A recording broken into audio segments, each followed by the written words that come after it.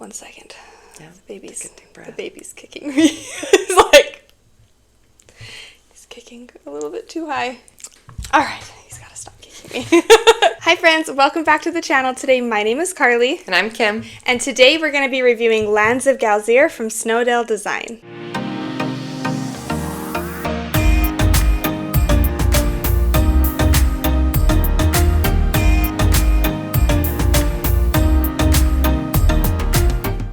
Lands of Galzyr is an open-world, story-based game where you will basically take on the role of a character and you will go out and explore the world and interact with the people and characters that are in this world, basically kind of in the hopes of gaining prestige. As Carly said, this is an open world game, and so you are going to be exploring the map and doing lots of different, rolling the dice and doing lots of different skill checks, and it's kind of like a choose your own adventure thing. So obviously we're going to be sharing our thoughts on this game, but before we do, I'm actually going to be giving you a really general overview of how this game plays. I can't really go into too much detail because I don't want to give a lot of the story away, but I will be doing a really general overview of how you play this game, and then we'll come back here and we'll share our final thoughts. Alright, so here is what a game setup looks like for Lands of Galzyr. So for this game, we are actually going to be doing a solo setup. So I just have one character on the board right now. This is actually my personal character that I've been playing with. I absolutely love this girl. She's super cool. So in Lands of Galzyr, basically what it is a story-driven adventure game. That's basically the best way that I know how to describe it. You will have your character and you'll be moving about the board, uncovering little bits of the story as you go along. So the board that I currently have set up, this is like the spring and summer kind of side of the board. On the opposite side is actually the winter side of the board. So when you start a session of this game, you have a certain card that tells you what month you are actually going to be playing in. So right now we're playing in August, but as you continue and go through story sessions, you will continue to go through years. There are also cards on the board that, again, they line up perfectly with the artwork. The artwork continues over onto the card, and they're just like locations and places you can go and do things. There are also quests that are currently set up and available. Their matching tokens are placed on certain locations on the board. It's kind of hard to see, but at the very top of the board is the prestige track. This is kind of where you track your prestige that you gain throughout the game. On these little character boards, this little symbol right here, that is your gold that you will collect throughout the game. And then over here, this has this little wheel, color marker wheel, has to do with skill checks. So we'll talk about that in a little bit, but these are an important part of the game. And then off to the side of the board, you're going to have this library, which is basically just full of cards. So the last thing you're going to do in regards to setting up the game is you are going to pull up this little book of adventures. You can pull this up on your phone or your iPad, and I currently have this pulled up on the website, but you can actually download this, so you can use this if you're not on any Wi-Fi or anything. But when you open it, this is the page it kind of takes you to. So you just select what month you're in. So I believe we are in August, so we'll click August. And then it tells you what day of the week to start on. So we're currently starting on Wednesday. So we'll have our little sun token on there. Now, this little book is going to be kind of essential to the game. So we'll talk about this in a little bit, but this functions really, really well and does a really good job for what you need it to. So very generally, I'm going to kind of explain how a turn works. So when it is your turn, you have your little character here, and you get to move up to 2 spaces. The spaces are all indicated by all these icons here, or the villages. So for example, I'm going to go ahead and move into this city. Now after you travel to a certain location, you have to begin and resolve a scene card. So if you do have a location that has a certain scene on it, or one on in your personal dashboard area that corresponds with the location that you're at, you can choose to resolve one of those. But if you do happen to land on kind of like one of these random locations, then what will happen instead is you'll flip over one of these random scene cards. It'll ask you what type of location you are on, and then it will give you a random kind of scene to accomplish. But we did actually land on a location that has a quest on it, so we're going to go ahead and accomplish that. So I'll bring this up closer to the camera so you can see, but this does it shows where you're at. So we're at a ranger station, and the code that we need is 0017. So what we're going to do is we're actually going to come over here to the adventure book, and we're going to go ahead and type in that code. I'll set it right here so you can see. So we'll come here, and We'll do 0017, and then we will hit enter for that. Now, if you don't want to know anything about the story, then you might want to skip forward a little bit. I'm just going to kind of generally explain how this works. But it does have a little bit of the story here, which I won't read for you. But then it has a couple of options that we can do. So our choices is force rotten wall pieces off or visit the inn. And if you look at the first option, it shows that it is an easy, this easy red symbol right here. And so let's chat a little bit about what that means. So I mentioned before that this little color wheel here has to do with skill checks. And so every time that you make a decision in this game, you are going to be doing skill checks, basically rolling dice to see how much or how little you succeed in that. So, for example, coming kind of back to the story here that we have, let's get this out of the way.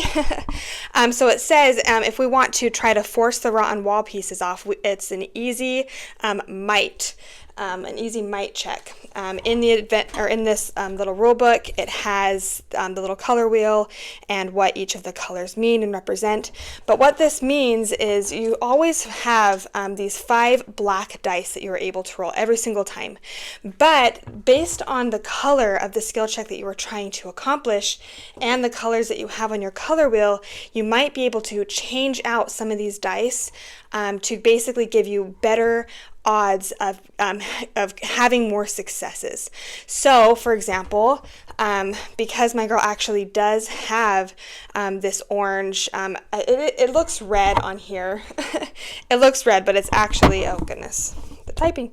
It looks red on here, but it actually is orange. And so I actually, because I have one of these little skill markers connected to my girl, what I can actually do is I can swap one of the black dice for an orange here. Basically, this orange has more of that sword symbol, and that's the symbol that I need to roll in order to win. So we'll go ahead and we'll try to do that. Let's see what I get here. So perfect. So I get 4 swords. So then I would come back here and I will select that I got 3 or more, and sweet. So this happens to me. I would gain 5 gold for doing this, and again, you get to read part of the story. That's as far as the stories I'm going to kind of show you for this kind of example, but sometimes those stories will continue and they'll go on and on and on. Sometimes they're shorter stories. It just kind of depends on what certain locations you are activating at that time. Now, based on how many skill checks you win, sometimes some good stuff will happen to you, sometimes bad stuff will happen to you. So there are times, like for example, I did really well in that skill check, so that's why I gained 5 gold. Sometimes if you do awful with skill checks, sometimes you will gain certain cards that like make you afraid, and so moving forward in future scenarios, it's harder for you to win because you're already afraid from your last skill check. Again, it's all very story driven, and again, this little library system works really well for swapping cards out, and this app is really amazing. It works really well. So after you do all your skill checks and you read through your story, then it will be basically the next player's turn. And after everybody has a chance to go, you will actually advance to the next day. And as you go about doing that, you will gain prestige. So by the end of the game session, which is usually about a week, then you will, if you have managed to get enough prestige, then at the end you have kind of certain opportunities, better opportunities than if you didn't get the prestige you needed to. So something just to note that you can play this game competitively, cooperatively, or solo. So if you play this game competitively, whoever has the most prestige at the end of the game wins. And if you play this game either solo or cooperatively, you basically total your amount of prestige together to determine how successful you were throughout that week or throughout that game session. In regards to closing out the game session, something that makes this game really nice is in here, the way that this game works is there's certain slots for characters. So for example, my bird, all of her cards that I didn't take out, but are right, let's see, where are they? Right Here. So right here, this is her save slot. So these are all of the cards that I currently have for this character that I've collected. And so they have one of these for every character, but then they also have one for just the general setup of the board. So whenever you're ready to close out this game, you just collect all the current cards, slide them into the save slot right there. And so then whenever you break this game out again, you just simply open up the box, take out all the save cards, set them up, and you are ready to go. So again, it's kind of hard to describe this game just simply because it is so story-based, but hopefully that gives you a general idea of how rounds work, how your turn works, and what you are doing every time. It's basically just as simple as moving and then reading a part of the story and performing skill checks. So that is a game of Lands of Galzyr. All right, so I really hope that overview gives you a really general idea of how this game plays, but we're going to go ahead and jump into our final thoughts of this game. And so I kind of wanted to start, something that I really loved about this game was the production. I absolutely love how it was produced. These player boards, I don't know why I'm so obsessed with them, but I love them. I really like them too. They are so nice, and I don't know, something about this was like satisfying, and it was really nice. Because when you're playing and you come to a scenario where you do need to do a skill check, it was really easy to quickly look at your board and be like, okay, so I can grab I should grab like one orange dice and then one yellow dice or something. It was really easy and simple to read. And I don't know, I just love these boards. I feel like they were super, super well produced. Now, I also really like these boards. They're actually probably out of the components in the game. I think that these, the character boards are probably one of my favorite things. I think the visual of this also really helps me, especially if I'm comparing it to like Destiny's, which is another story-driven kind of quest game. Different in a lot of ways, but like if I'm comparing like the dice throwing element and the skill check element, for whatever reason, I love Destiny's, but like for me, my brain just has a harder time like grabbing like how I get a success in Destiny's versus for this, it was just really easy. So another thing that I really liked about the production is the way that the card system works. It's really, really nice and slick and easy because, again, you use the website, and as you're using the website, if stuff comes up or characters get introduced or something, it'll just tell you what card you need to grab and like where you need to add it into your deck. And so this little system here is just, it really worked well for me. It was really nice and quick and easy just to be like, grab card, 0623, and you come over here and you're able to hurry, quickly grab it. It just worked really, really well for me personally, and I felt like it was really smooth and elegant. Adding on to what Carly said about the card system, you do have to build, they call it the library in the direction book, but you do have to like build the library yourself, which could be, I could see that as being a pro for some people and a con for some people, because I did spend about like an hour at least putting everything together and building the library and building the character components and putting things together. Kim was a saint. She helped me put together this game. Because when you get it, it's all kind of mixed up, right? Yep. So you have to spend some time just simply putting it together. But then once you do, then it'll always be organized and always be together. But it is something at the very, very beginning you do have to do. So something that I really liked about the gameplay of this game was it felt very simple to me. Because there are some games like I kind of keep thinking about like Sleeping Gods or some of these like bigger kind of heavier games. There's kind of a lot more going on. This is just so simple. Like I feel like you could sit down, and I did. I sat down with my daughter and I played this with my daughter. And again, like I read through the story, but she was able to understand what was going on. Yeah. And very simply, I mean, it's really as simple as moving. You're able, like when it's your turn, you move. Then you read the story, and then you do skill checks, which is just simply rolling dice. And that's basically it. So for some people, I could see how that might be a little bit too simple for them, so I get that. But for me, I felt like it was actually very elegant because it was so simple. It was just like, okay, I'm able to sit down and just pull this out and play it. It kind of felt almost like the only way I can know how to describe it is like a zen type of game. Like if I like get home from like a long day of work or something and I just want to sit out, I just want to like take out a game and just kind of play and explore and not really think too much or worry about. Like I feel like this would be a good game for that because I feel like it's just, there's no fluff, there's nothing that's crazy. Yes, I agree. Carly and I were able to dive in pretty easily. There wasn't a lot of like mulling over the rule book and trying to like determine how to play. It was just like, oh yeah, this is how you play. Yeah. The most complex part in terms of like setup and whatnot is the initial setup of the game, like you said. Yeah. But after that, yeah, it's easy to dive into. As Carly was talking, it kind of, and I had this thought a little bit before, not that it's anything like Breath of the Wild or or whatnot, but in terms of like, it's an open world, so it makes me think of like I'm Link in Breath of the Wild and I'm just exploring the world and interacting with the characters without the whole like overarching Zelda mission. I'm just like going to the villages and I'm completing these minor quests. That's like what this game is, and it's just like fun and whimsical. So I did also really like a lot of the story element in this game. I know we've kind of briefly touched on this, but this is definitely a story-driven game. If you come into this wanting a lot of mechanics and a lot of like stuff that you're doing, you're not really going to get that with this game.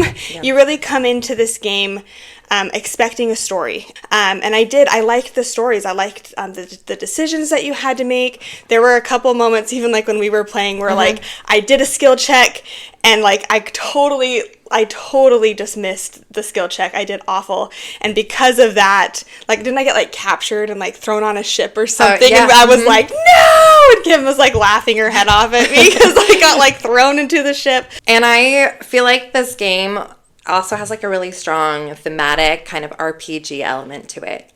Like especially for me in reading like some of the scenarios. So like I'm reading, when it's Carly's turn, I'm the one reading the story to her and vice versa. And so it's just kind of fun to be able to like, I guess I can like use different voices for different characters and like kind of get into that kind of role-playing element and bring like the theme to the game. And like Carly was saying, she got captured on the ship. I had a moment where like there was snow falling down a mountain and bones. Yeah, there were like lots of different things. And like you get if you don't do great on your roll, then I was afraid.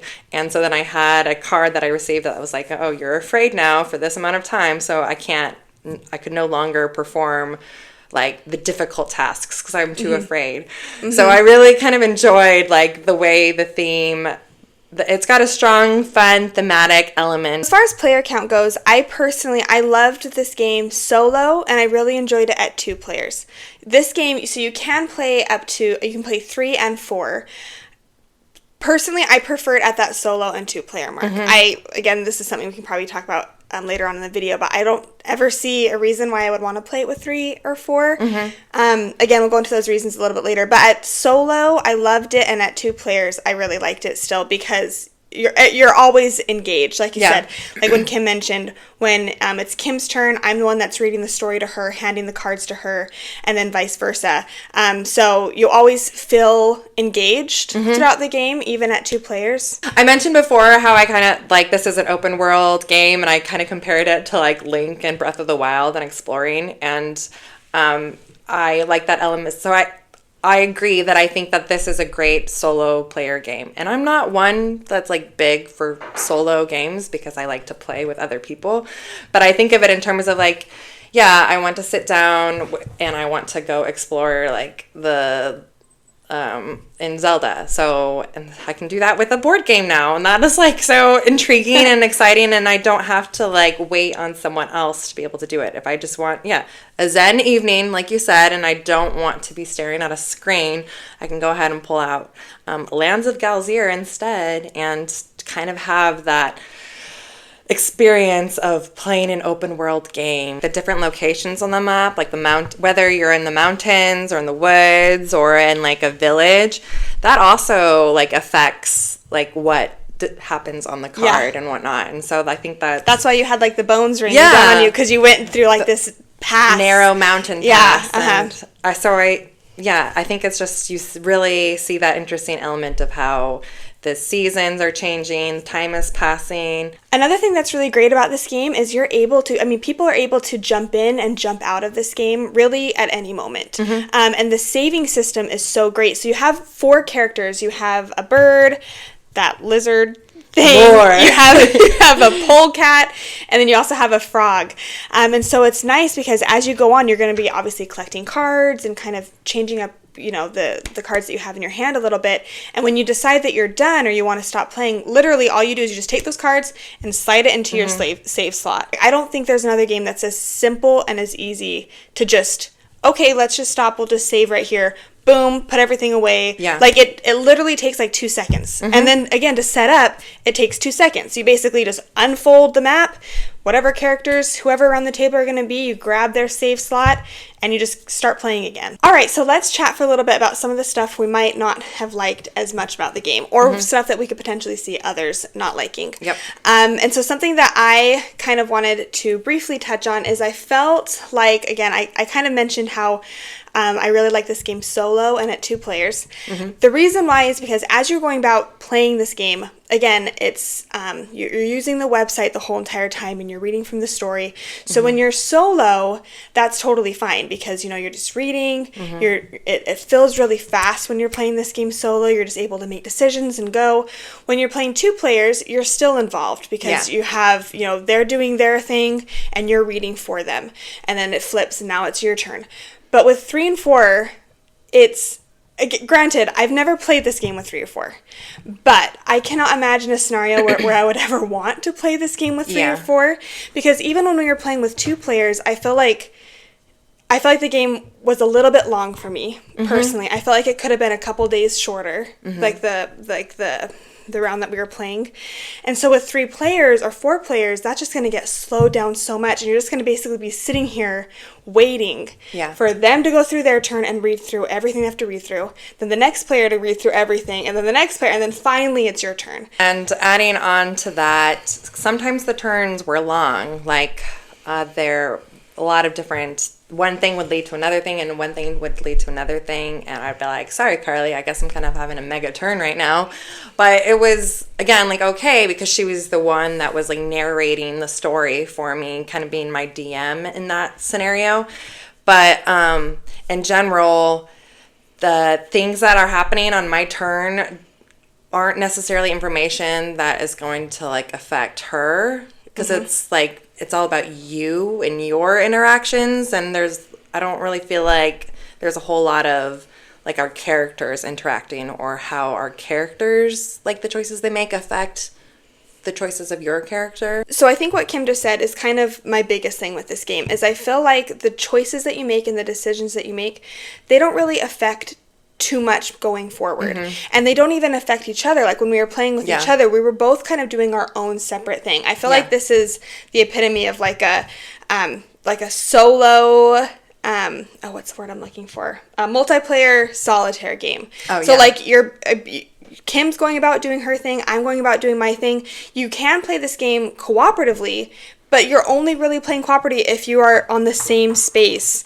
kind of working together. The moment you're separated from each other, which is, quite frankly, most of the game, like, it doesn't feel like a cooperative game to me. And, like, comparing this again to Destiny, sorry, I really like Destinies, and it's another story-based game. So, like, if I'm comparing it to Destinies, that one goes to 3-player, but I'm listening in on everyone's turns because the information that they receive and the can pertain to me, or I might like get information that is going to be useful for me in fulfilling my quest.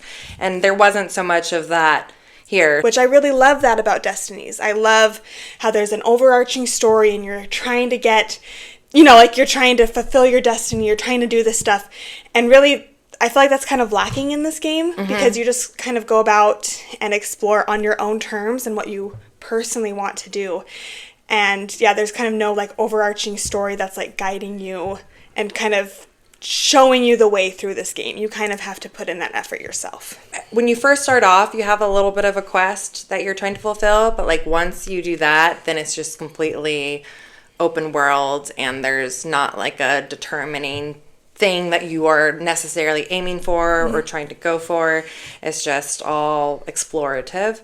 And to me, that felt a little anticlimactic, especially because we went into the game being like, yeah, let's play cooperatively. But after we finished, I was like, I don't really see. It doesn't feel cooperative. It doesn't feel cooperative, and I thought if you're gonna play this with another player, it almost feels like you need to play it competitively for there to be like an extended purpose to the game. That way, for me at least, it would give me a goal in the game to try to beat me on prestige points. Try to beat you on prestige points, because there's no other goal other than just having fun and then exploring and enjoying the process. But for me, I'm kind of competitive, I guess, and so I'm I want something. I want a goal. I want a story to dive into. I want there to be an overarching mission. Well, like Kim just mentioned, this prestige track, I do think that playing competitively helps, because you're trying to trying to get that prestige, or trying to get that over the other person. But the problem with the prestige track that I personally have is how you get prestige is not always super clear, because some quests you do, and if some quests you do give you more prestige than others, but there's no way to really know that going into it. It's only after you complete it that it tells you how much prestige you get. And I think dice roll, if you roll really good, that helps with the prestige. But again, that dice roll, you only get 2 re-rolls. So, or 1 re-roll. You get to roll once, and then you get to choose to roll again. So there's no way really to be okay, I really need 3 prestige to beat Kim, so this is how I get 3 prestige. Oh, yeah. There's no way to really do that. I'm not the only one. Jamie's running her. Yeah. Yeah, me too. And he's throwing stuffed animals in the background. You have to forgive my son. So a handful of plays into this game, I remember kind of thinking to myself, what is the goal of this game? What is the goal? Because they're really, like we've kind of talked about, there's not really an overarching goal. Really, the goal of this game is just to go out and explore the story. That really is what it is. It's a choose-your-own adventure storybook type of thing. So if that is something that appeals to you, going out and doing that, then I do think that this would be a great game for you. For me personally, I definitely did enjoy the story, and I enjoyed the gameplay, but I just remember I kept kind of thinking of what's my goal here? Because I feel like I'm kind of like you. I was I like having kind of a clear set, I have to do this and this and this and this in order to win. And you kind of don't really have that in this game. It's really just kind of, you go out, explore the story as best you can, and again, you kind of get out of it what you put into it. And what you're getting out of it is the story, the story of this land and the story behind the lands of Galzyr. So ending with that, we're coming into our final thoughts here of this game. So I'll go ahead and start. So I really did enjoy my plays of this game, and kind of thinking about reviewing this game and coming to a solid answer. It's hard for me. It's a hard one, because I have to, obviously I'm reviewing the game as a whole, but I'm also putting my own personal opinion in it, and how much I personally desire to play the game. So for me, I'm coming at this game at a 7 out of 10, and the reason why is because I do think this is a really good game. Like I said, the saving system is amazing. I really love the production, and I really do like the story. But for me personally, what is really kind of pulling it down is just that overarching, that lack of an overarching storyline and a clear direction. If I do want to sit down and just kind of have a really calm night where I just go and explore a story, I would like to pull this out, and I do enjoy this. And like I said, the things that you do and go around and interacting with the people, it really was fun. But when I think about a game night or having people over, I would rather, like I said, I would probably pull Destinies out way before this, because I feel like Destinies does have that overarching story. There's more kind of player interaction, there's more stuff going on, but I do think this is a good game, and I do think that if you are watching this review right now, I think you already know if this would be a game for you or not. If you like story, if you like really heavy story-based stuff, then I do think that this would be a great recommendation for you. My final rating for Lands of Galzyr, I am coming in at a 7.5. For me, I have a solid number in my head on what I rate this game, but that also is, I feel like, could change based off of how the game was like recommended. Like if this was being recommended as a solo player game or like just a 1 to 2 player game, I think that the rating is higher, because I think for me, especially since I'm not interested in like board games. If there's a solo mode, there's not like, I'm not too intrigued by it. But for the first time, this game actually made me think like, oh yeah, here is a board game that I actually really wouldn't mind playing by myself. For that, I maybe would have rated it like just as standard 7, but because I think of it like as a really good, solid solo player game, it could be an 8. So I would rank it as an 8 for a solo player game. Yeah, I feel like I agree with that. I feel like you kind of have to rate it. Because, if this is a solo game, I think I agree with you. I think I would do an 8. Yes. For, like, if this is marketed and if you go into this as a solo game. So it's like, as a solo game, I rate it as an 8. As just a board game in general and, like, the overall arching desire to, like, bring it out to the table and play it with people, I rate it as a 7, because the production is awesome.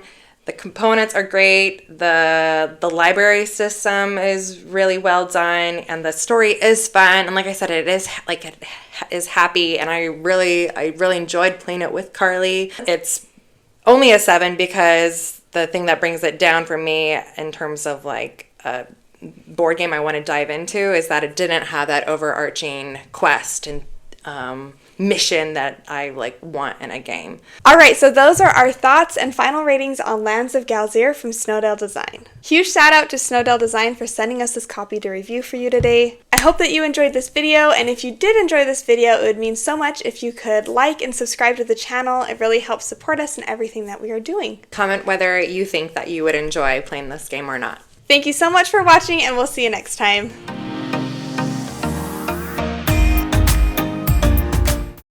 Okay, so we just need to chat for a minute about this shirt that Kim made. Kim, why did you make this shirt? Because I am heading to PAX Unplugged this weekend. Kim is heading to PAX. Some of behalf of Carly, since she's super pregnant. I'm very pregnant. Is not able to attend.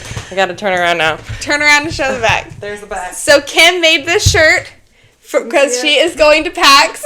I love it. And I want to represent. I need to get like actual shirts made out. That's what I should do next. So yes, Kim is going to PAX Unplugged this week. So if you are going, please message down below what you are excited to see at PAX, and definitely try to catch Kim because she's going to try to be vlogging for us while she's there. Wish me luck. You're going to do awesome. You're going to do awesome. So if you do see Kim at PAX, make sure to run over and say hi. And yeah, I'm super excited to see how I wish I was going. I'm really depressed that I can't go, but it's okay. It's okay. Next time. Next time.